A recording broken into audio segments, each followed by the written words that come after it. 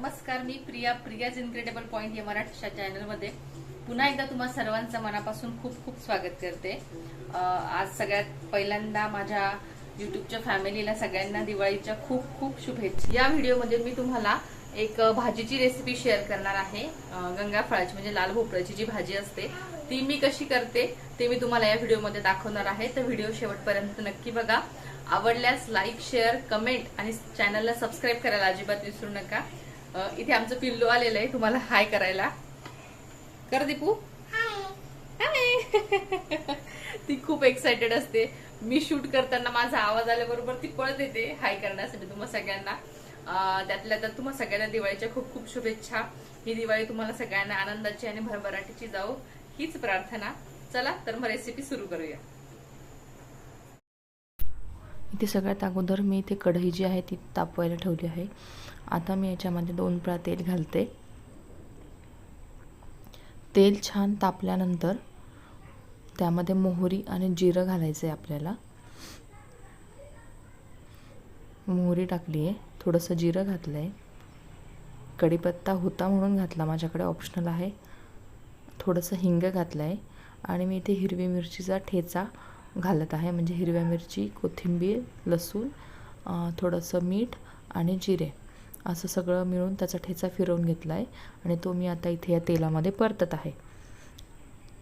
So छान तो म्हणजे कच्चा न राहू देता असा छान परतला जाईल इथपर्यंत तो चांगला भाजून घ्यायचा आहे तेलामध्ये।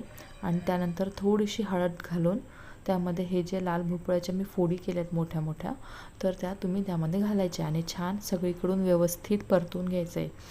याचं एक आहे लाल भोपळ्याच्या ज्या काही फोडी आहेत त्या जर मोठ्या केल्या तर त्या व्यवस्थित शिजतात, म्हणजे असा खूप असं गिचगिच होत नाही भाजीचं।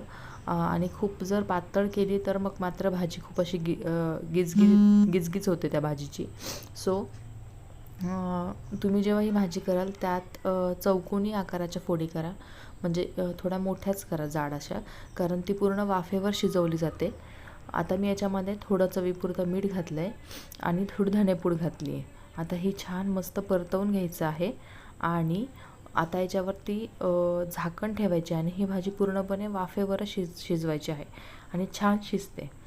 तुम्ही बघू शकता मी आता याच्यावर झाकण ठेवलं आहे। तोपर्यंत मी आता इकडे पोळ्या करून घेते आहे, कारण दीपलक्ष्मीला लागली आहे भूक, तिच्यासाठी पण करायचं आहे। सो पटापटा काय करते आता पोळ्या करून घेते।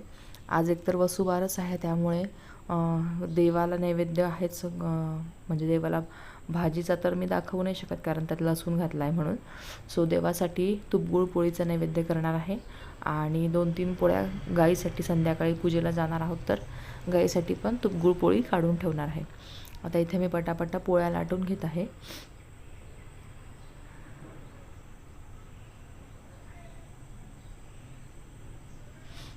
तुम्ही बघू शकता पोळी पण छान फुगली आहे। ॲक्च्युली दीपू खूप चाललं होतं तिचं की मलाही व्हिडिओमध्ये, मला व्हिडिओ शूट करताना जे काही स्टँड असतं ते तिला हवं होतं, त्याच्यामध्ये पोळ्या करताना तिचं ते चाललं होतं मध्ये की मम्मा मला ते दे म्हणून। सो मी तिला म्हटलं की मी पटापटा पोळ्या करून घेते आणि मग तुला ते स्टँड देते खेळायला। आता मी ते छान पटापट पोळ्या करून घेते। इकडे पोळ्या होतात तोवर इकडे भाजी आपली वाफेवर शिजते आहे।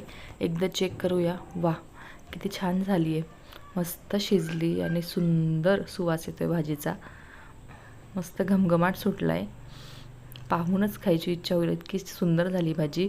ही रेसिपी म्हणजे या भाजीची रेसिपी जी आहे ती तुम्ही एकदा नक्की ट्राय करा, घरच्यांना सगळ्यांना आवडेल, खूप सुंदर लागते भाजी। या भाजीसोबत पोळी पण छान लागते आणि भाकरी पण। बघू शकता भाजीला किती सुरेख रंग आलेला आहे।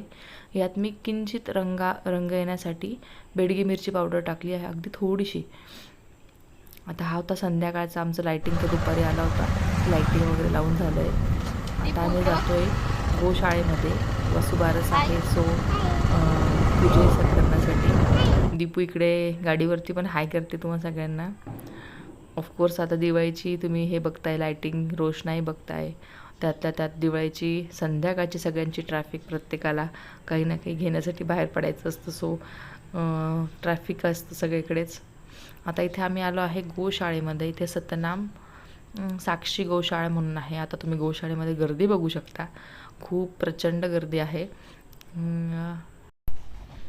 खूप गर्दी होती, त्यामुळे पटकन गाईची पूजा करून घेतली, गाईला गुळपोळी खायला घातली आणि दीपलक्ष्मीसोबत छानसा छोटासा हा सेल्फीमध्ये व्हिडिओ काढला. खूप लोक येत होते गाईला खाऊ घालायला, ते बघून दीपूलाही खूप आनंद झाला. एक छानशी सेल्फी घेतली आम्ही तिघांनी आणि मग घरी आलो. तुम्हाला ही रेसिपी किंवा हा माझा व्लॉग कसा वाटला ते कमेंट करून मला नक्की कळवा. आणि माझ्या अशाच नवनवीन व्लॉगसाठी किंवा नवीन नवीन रेसिपीजसाठी, मेकअपसाठी माझ्या चॅनलला सबस्क्राईब करायला अजिबात विसरू नका. तोपर्यंत पुन्हा भेटूया पुढच्या भागात. Bye bye. एन्जॉय दिवाळी.